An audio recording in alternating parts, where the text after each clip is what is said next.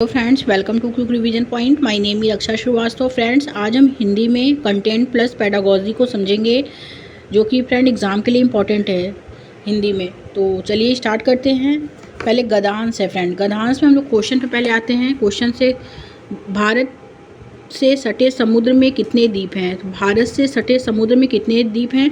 तो दिया है कि दिए गए गद्यांशों को ध्यानपूर्वक पढ़िए तथा प्रश्न के उत्तर के लिए उपयुक्त विकल्प का चयन कीजिए। तो इसमें है कि भारत के सटे समुद्र में कितने द्वीप हैं?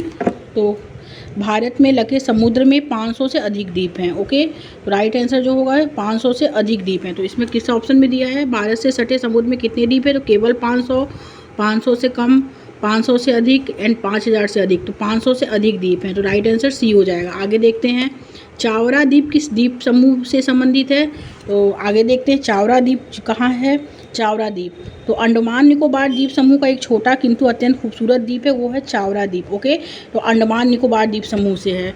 तो चावरा द्वीप जो है किस द्वीप समूह से संबंधित है? अंडमान निकोबार द्वीप समूह से संबंधित है। ओके, राइट आंसर सी हो जाएगा। आगे देखते हैं, नई नई खोजों का सिलसिला शुरू होने के पीछे कुछ कारण है। क्या कारण है? तो इसमें दिया है, हाँ, नई नई चीज़ों को खोजने और जानने का क्या है? तो वो मनुष्य का क्या है? स्वभाव, मनुष्य का स्वभाव। ओके, तो इसमें जो दिया है कि नई नई खोजों का सिलसिला शुरू होने के पीछे प्रमुख कारण क्या है? तो मनुष्य का जिज्ञासु स्वभाव। ओके, तो यहाँ भी दिया है मनुष्य का नई नई चीज़ों को खोजने का, तो बड़े रोमांचक तरीके से की थी, और स्वभाव जो है नई नई चीज़ों को खोजने और जानने का रहा है। तो राइट आंसर जो हो जाएगा वो हो जाएगा सेकंड। ओके, आगे देखते हैं, इन आदिवासियों के लिए समुद्र यात्रा एक बहुत बड़ी समस्या थी। क्यों आदिवासियों के लिए समुद्र यात्रा जो थी वो बड़ी समस्या थी? तो इसमें दिया है क्योंकि आदिवासी को नाव बनाने का ज्ञान नहीं था। ओके, इनके लिए समुद्र यात्रा जो थी, लिखा है ना, इनके लिए समुद्र यात्रा एक भारी थी। तब इन आदिवासियों को क्या था? नाव बनाने का ज्ञान नहीं था। तो इसमें दिया है ना कि उन्हें नाव बनाना नहीं आता था। तो राइट आंसर सी हो जाएगा। नेक्स्ट क्वेश्चन देखेंगे, केनो नाव किससे बनाई गई? केनो नाव जो बनाई गई है वो किससे बनाई गई है? तो केनो नाव जो है वो नारियल के तने से बनाई जाती थी। ओके, नारियल के पे छिलना होता था और इस तरह केनो नाव का बनाई जाती थी। इसमें कुछ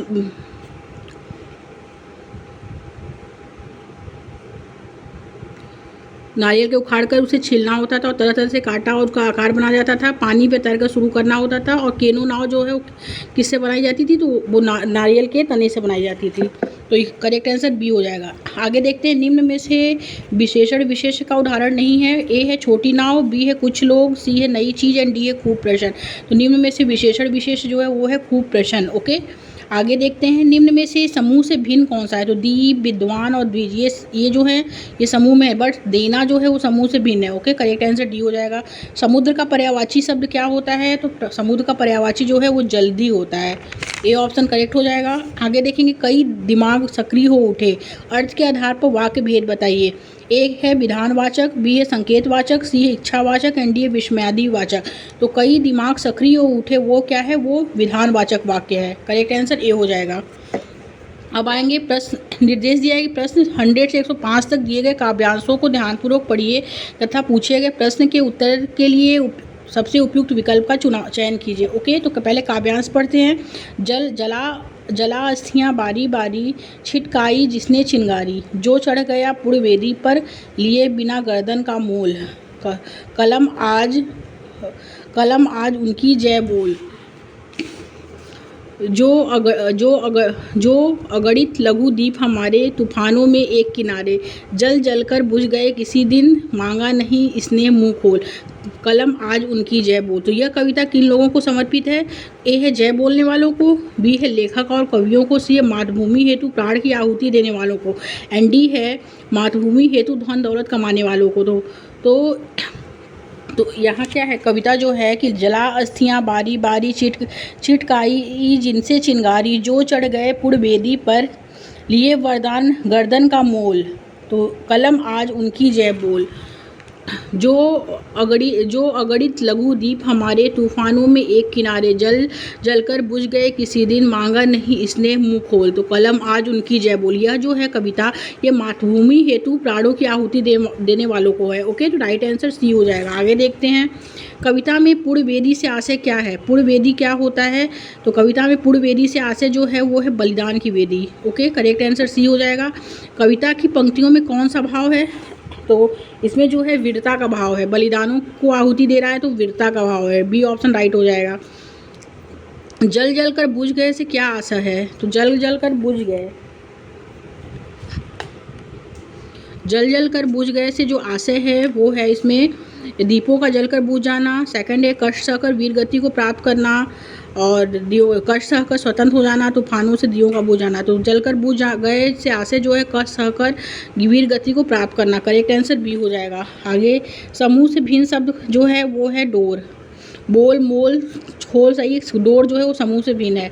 निम्नलिखित में से विशेषण विशेष्य का उदाहरण क्या है, वो है लघु द्वीप। कक्षा 7 की शिक्षिका एक पत्ती कविता के पठन उपरांत कार्य में शिक्षार्थियों में से सूखी पत्तियों से विभिन्न जानवरों की तस्वीरें बनाने के लिए कहती है। वे ए है अपने कार्य को समाप्त करने के लिए शिक्षार्थियों को कुछ गतिविधियों में व्यस्त रख रही है। बी है भाषा के साथ कला को समेकित कर रही है। सी है शिक्षार्थियों के सूक्ष्म मोटर कौशलों का विकास करने का प्रयास कर रही है। एंड डी है भाषा को जानवरों के साथ समेकित कर रही है। तो कक्षा 7 की शिक्षिका एक पत्ती कविता के पठन उपरांत कार्य के रूप में शिक्षार्थियों से सूखी पत्तियों से विभिन्न जानवरों की तस्वीरें बनाने के लिए कहती है। वे जो है वो भाषा के साथ कला को समेकित कर रही है। ओके, राइट आंसर बी हो जाएगा। आगे देखते हैं, भारतीय कक्षाएं अपनी प्रकृति में बहुभाषिक हैं। इसे एक संसाधन के रूप में इस्तेमाल किया जाना चाहिए, जिससे ए है प्रत्येक बच्चा एक ही तरीके से सीख सके। बी है बच्चे सभी भाषाओं से परिचित हो सकें। सी है शिक्षक विभिन्न भाषाओं में निपुणता प्राप्त कर सके। एंड डी है प्रत्येक बच्चा सुरक्षित और स्वीकृत महसूस कर सके।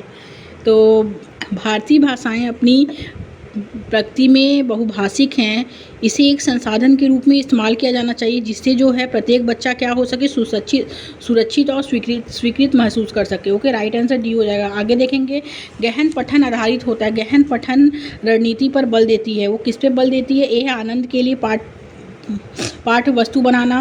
बी है विस्तृत जानकारी के लिए पढ़ना। सी है संपूर्ण समझ के लिए पढ़ना। डी है दूसरों के लिए पढ़ना।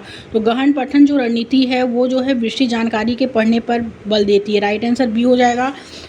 आगे देखते हैं फ्रेंड, सावधिक उचित विकल्प का चयन करते हुए निम्नलिखित कथन को पूरा कीजिए।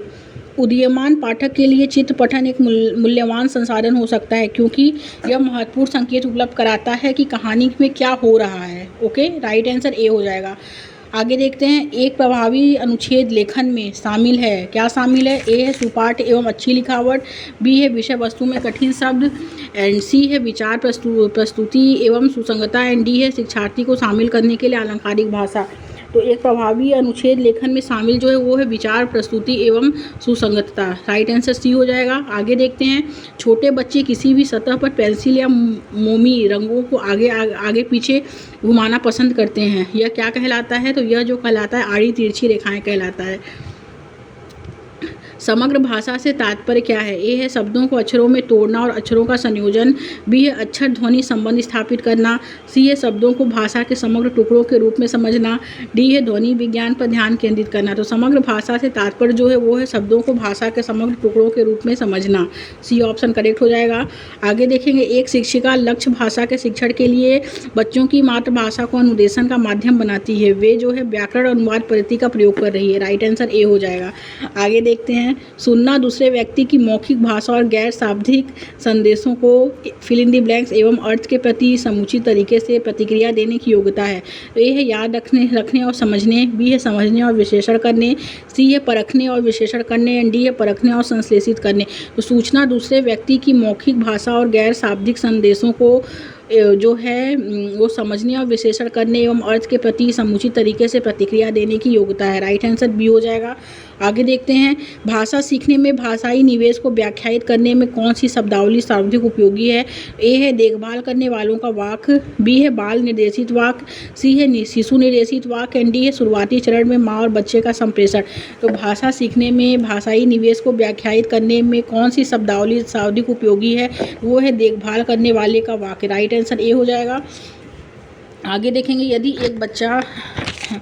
एक बच्चा अपने शुरुआती वर्षों में एक ऐसे परिवेश में रहता है जहां भाषा का बहुत कम या कोई भी खुलासा नहीं है, उसका भाषा विकास सीमित है, निम्नलिखित में से कौन सा उपयुक्त कथन जो है समर्थन करता है? तो ए है वाक्य संरचना की समस्या, बी है भाषा के अर्थ की समस्या, सी है विकास की संवेदनशील अवधि एंड डी है सहज प्रज्ञावान।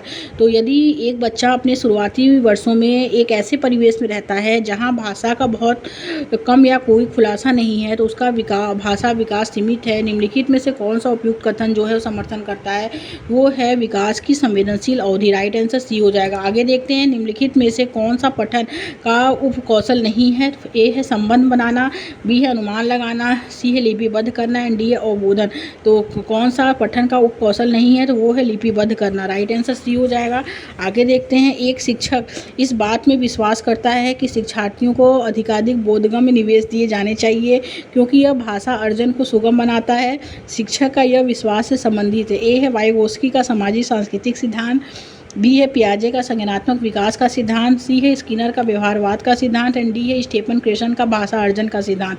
तो एक शिक्षक इस बात में विश्वास करता है कि शिक्षार्थियों को अधिकाधिक बोधगम्य निवेश दिए जाने चाहिए क्योंकि यह भाषा अर्जन को सुगम बनाता है। और शिक्षक का यह विश्वास जो है किससे संबंधित है? तो स्टीफन क्रेशन का भाषा अर्जन सिद्धांत से संबंधित है। तो राइट आंसर डी हो जाएगा।